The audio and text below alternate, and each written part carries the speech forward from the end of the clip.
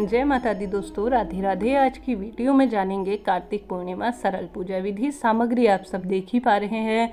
सबसे पहले आपको पूर्ण रूप से सुसज्जित हो जाना है।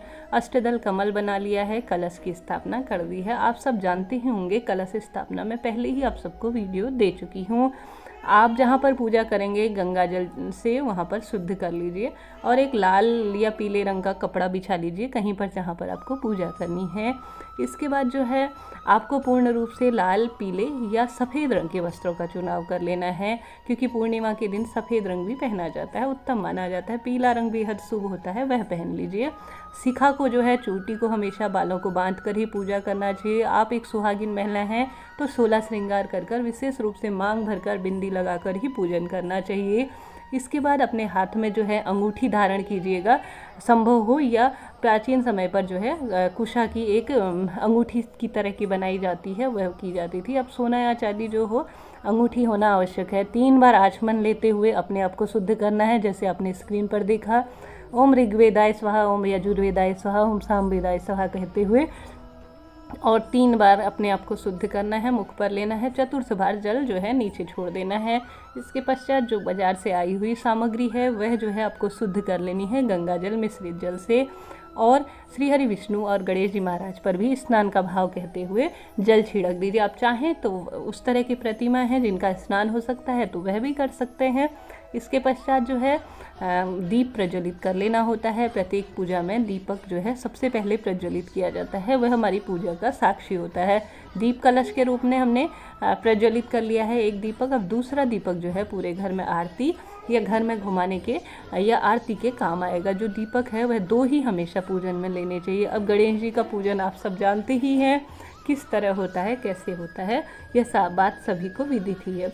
अब जान लेते हैं कार्तिक पूर्णिमा के बारे में। इस दिन विशेष रूप से दीपदान, वस्त्रों का दान, अनाज का सबसे ज़्यादा पुण्य देने वाला होता है। कार्तिक माह में आप कोई भी कार्य नहीं कर पाए हैं तो कार्तिक पूर्णिमा के दिन आवश्यक रूप से कीजिएगा, पूरे महीने का फल प्राप्त होता है। 365 बाती का दीपक कैसे बनाना है, दीपदान नहीं कर पाए हैं तो वह भी मैंने आप सबको वीडियो दिया है।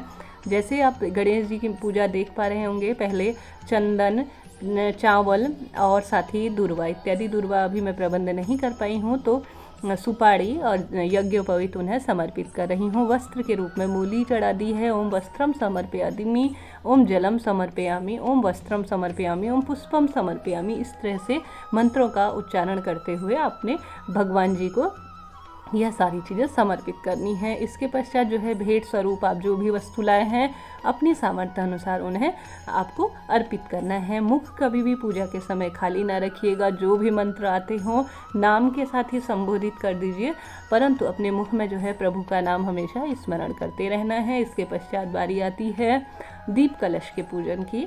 अग्नि देवता का वास है इसमें। साथ ही सबसे पहले जो है आपको संकल्प लेना है कि थोड़ा सा चावल या पुष्प लेकर कि भगवान आज मैं आप सभी को बुला रही हूँ, मेरे घर आप आवश्यक रूप से आइए।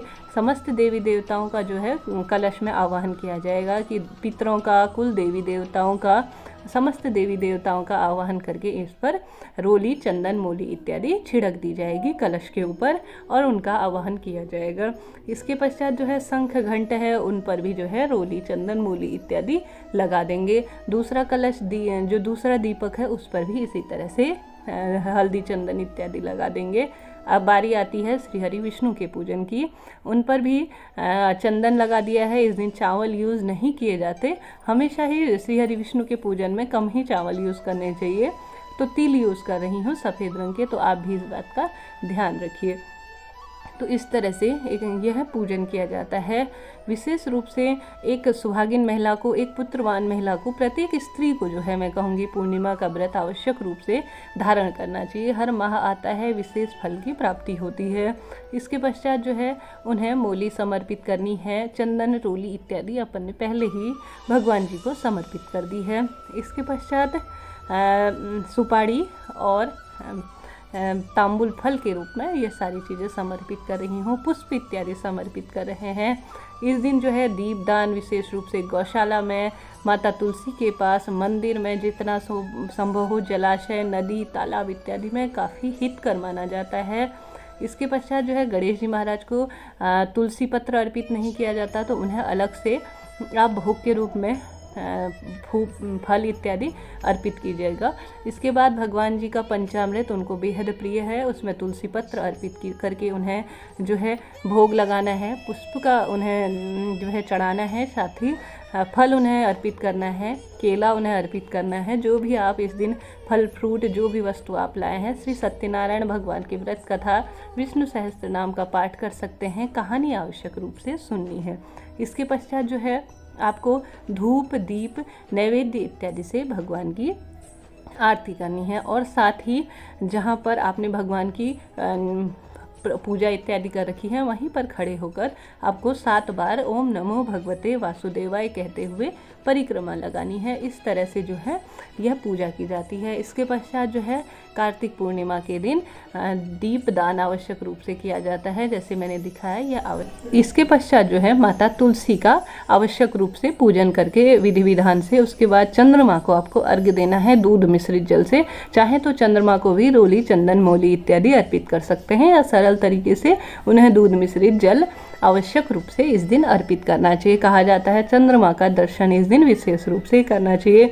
आप नहाने के पानी में इस दिन गंगा जल आवश्यक रूप से डालें, क्योंकि इस दिन पवित्र नदियों में स्नान किया जाता है। यह संभव न हो तो गंगा जल आवश्यक रूप से जल में डालिएगा। वीडियो हेल्पफुल रही हो तो चैनल को लाइक शेयर और सब्सक्राइब जरूर कीजिए। जो सामग्री ली है उसे दान में इस दिन आवश्यक रूप से देना है। जय माता।